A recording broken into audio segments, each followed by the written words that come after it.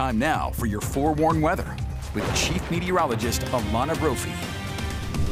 Yeah, that music is so dramatic, and we've had some dramatic weather, so I guess it's fitting, right? Dynamic. We go hand in hand. That's how we roll. You know what? Birds of a feather. We definitely have slowed things down tonight, which is nice to say, especially after the start to the work week. Monday and Tuesday packed quite the punch. We still had storms, and guess what? Record precipitation for some, even today. John Budge taking this one from Saratoga Springs. It was gorgeous out there tonight. Thank you to the shutterbugs. Mark in southern Utah catching Venus there. Great shot. Thank you, Mark. We always appreciate you submitting on abc4.com. And we had a few isolated storms along the Wasatch Front. Hail coming down in Taylorsville as one of those storms crept through Salt Lake County. We also saw this in Utah County, Cache Valley, but they were not as strong as what we were seeing yesterday. Time-lapse video coming through Park City Mountain. Vernal, the Uinta Basin had a thunderstorm warning today, but other than that, passing thunderstorms, which we catch on the Wasatch back, that cloud cover, and those clearer conditions by the evening. As we look at the satellite radar, it shows the last 6 hours in the motion of those storms tracking east pretty quickly, moving through Flaming Gorge, Uinta Basin, Duchesne County, and then again in Provo and the surrounding area, Spanish Fork, Springville, getting some light rain this evening as it was coming off of the lake. Record precipitation, Hans Flat, that's actually a ranger station in Hanksville, but it's run by Canyonlands. They picked up some good moisture there. And Neola, which is in Duchesne County, getting just shy of half an inch, new daily precipitation record from the thunderstorms that impacted northeastern Utah today.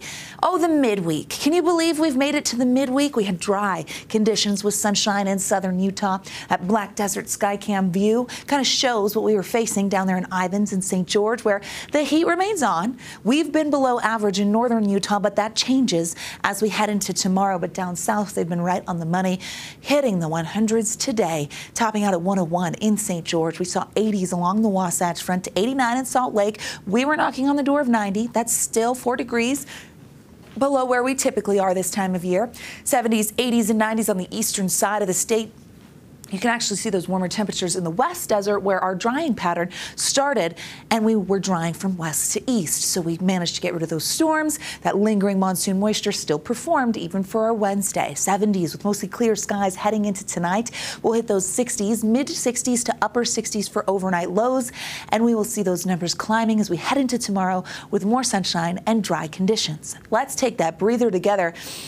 Yeah, we're going to see that for our Thursday and into our Friday. Futurecast shows pretty quiet conditions here as we get through the next several days. So our high pressure still in control, that drying trend, and we're going to see our southerly flow start to pick back up as we head into the weekend. So we will reintroduce the threat of thunderstorms. It just won't happen Thursday or Friday. For the Wasatch Front, precip potential climbs heading into the weekend. But this is actually going to start in southern Utah first. It's monsoon season, so this is how it happens. We'll see that moisture moving into southern Utah, and then eventually it will surge further north. Our upper level futurecast shows high pressure in control. We're going to stay dry as we get through our Thursday and our Friday. That ridge of high pressure will actually center up towards the Four Corners, which is a typical Beehive State monsoon flow, and we'll get some moisture rolling in. What you're seeing in the Pacific Northwest, we've got a few areas of low pressure. That trough could intensify, and that's going to really upgrade the southerly flow, which helps with funneling monsoon moisture in.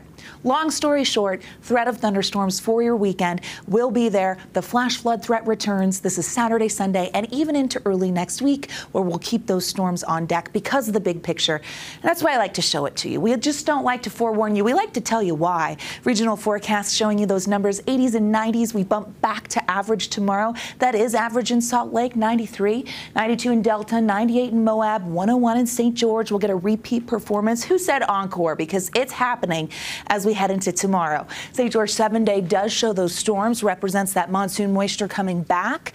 Afternoon and evening storms peaking Saturday, Sunday, Monday, and then maybe cutting that off on Tuesday. We'll see what happens. As we look at the Wasatch Front, that moisture will push further north, and it looks like we see the potential of some storms moving in. We get some 90s. That's all I'm going to say about that. 90s. What more can you, how many times can you tell people, right? Yeah. I mean, low to mid 90s, we've got 90s. It's August heat. Okay. At least Brian's speechless. That's the I don't know what to say. Everybody, I was like, is this on? Hello? Are you guys okay? We'll take it. We'll take it here tonight. Okay.